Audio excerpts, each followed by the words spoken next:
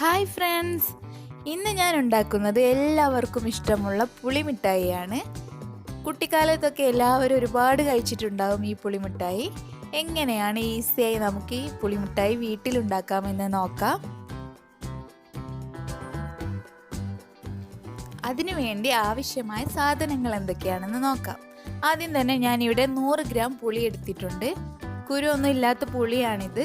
നല്ല കറുത്ത പുളിയാണെങ്കിൽ അതാണ് നല്ലത്. അതിലേക്ക് ആവശ്യത്തിന് വെള്ളവും ഒഴിച്ച് 10 മിനിറ്റ് മാറ്റി വെക്കാം. ഇത് നന്നായി കുതിർന്ന് വരണം. അതിനുശേഷം ഒരു സ്പൂൺ ഉപയോഗിച്ചോ അല്ലെങ്കിൽ കൈ ഉപയോഗിച്ചോ ഒന്ന് ഉടച്ചെടുക്കണം. നല്ല പോലെ ഇത് സോഫ്റ്റായി വരാൻ വേണ്ടിയാണ്. ആ സമയം കൊണ്ട് നമുക്ക് ശർക്കരപ്പാനി ഉണ്ടാക്കാം. അതിനായി ഞാനിവിടെ 150 ഗ്രാം ശർക്കരയും 1/2 കപ്പ് വെള്ളവും എടുത്തിട്ടുണ്ട്.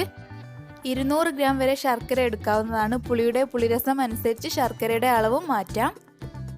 ഇപ്പോൾ ഇതാ 15 മിനിറ്റ് കഴിഞ്ഞു. ആ സമയത്ത് പുളിയൊക്കെ നല്ല പോലെ സോഫ്റ്റായി വന്നിട്ടുണ്ട്, അലിഞ്ഞു വന്നിട്ടുണ്ട്.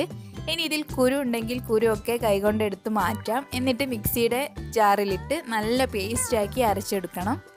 ഞാനിതാ ഇവിടെ നല്ല പേസ്റ്റാക്കി അരച്ചെടുത്തിട്ടുണ്ട്.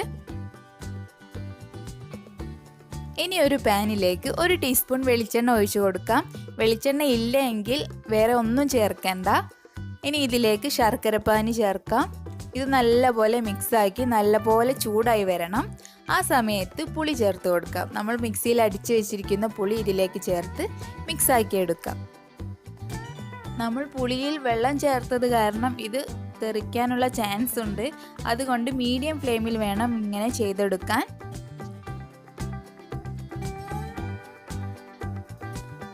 നല്ല പോലെ വെള്ളമെല്ലാം വറ്റുന്നത് വരെ മീഡിയം ഫ്ലെയിമിലിട്ട് ഇതുപോലെ കുറുക്കിയെടുക്കണം.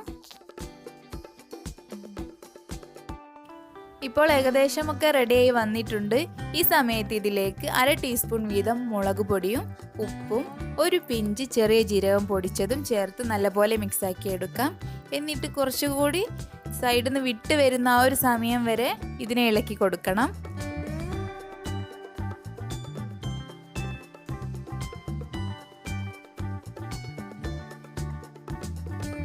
പുളിമിഠായി ഇതാ റെഡി ആയിട്ടുണ്ട്. സൈഡിൽ നിന്നൊക്കെ വിട്ട് വരുന്നുണ്ട്. എല്ലാം കൂടി യോജിച്ചാണ് നിൽക്കുന്നത്, സെപ്പറേറ്റ് ആവുന്നില്ല. ഈ സമയത്ത് തീ ഓഫ് ചെയ്യാം. എന്നിട്ട് ഇതിലേക്ക് 1 ടേബിൾ സ്പൂൺ പഞ്ചസാര ചേർക്കാം.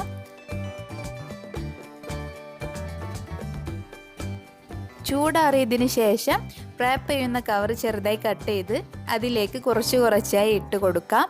എന്നിട്ട് ഇതുപോലെ റോൾ ചെയ്തെടുക്കാം. നിങ്ങൾക്ക് ഇഷ്ടമുള്ള രീതിയിൽ ചെയ്യാം. ഞാനിവിടെ ഇങ്ങനെയാണ് ചെയ്യുന്നത്. കുറച്ച് ലോലിപോപ്പ് പോലെയും ചെയ്യുന്നുണ്ട്. അതല്ല എങ്കിൽ ഐസ്ക്രീം സ്റ്റിക്ക് എടുക്കാം. ഐസ്ക്രീം സ്റ്റിക്കിൻ്റെ മുകളിൽ 1/2 ടീസ്പൂണോ 1 ടീസ്പൂണോ പുളിമിഠായി വെച്ച് ഇതുപോലെ കവർ ചെയ്തെടുക്കാം. അങ്ങനെ നമ്മൾ കടയിലൊക്കെ വാങ്ങിക്കാറുണ്ട്. നിങ്ങൾക്ക് ഇഷ്ടമുള്ള രീതിയിൽ ചെയ്തെടുക്കാം.